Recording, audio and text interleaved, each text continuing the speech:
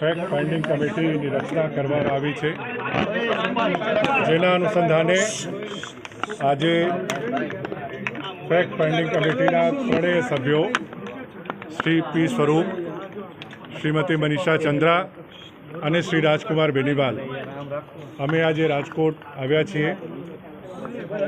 Fact finding કમિટીના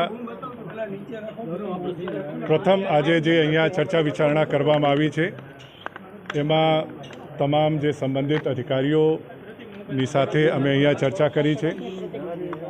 નામદાર હાઈકોર્ટના 13મી જૂનના હુકમ પ્રમાણે જે મુદ્દાઓને ઉપર તપાસ કરવાની થાય છે એ મુદ્દાઓ બાબતમાં તલસ્પર્શી તપાસ કરવાનો અમે આજે અહીંયા પ્રયાસ કર્યો છે.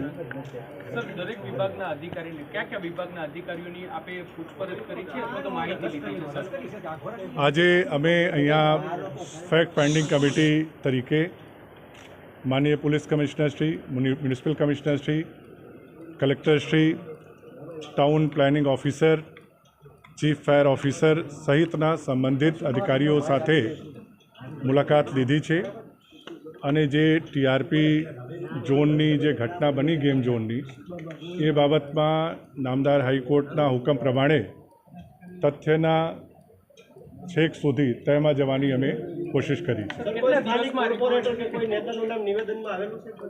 નામદાર હાઈકોર્ટની સૂચના પ્રમાણે, આદેશ પ્રમાણે તારીખ 4 જુલાઈએ નામદાર હાઈકોર્ટમાં અમારે અમારું રિપોર્ટ સબમિટ કરવાનું છે.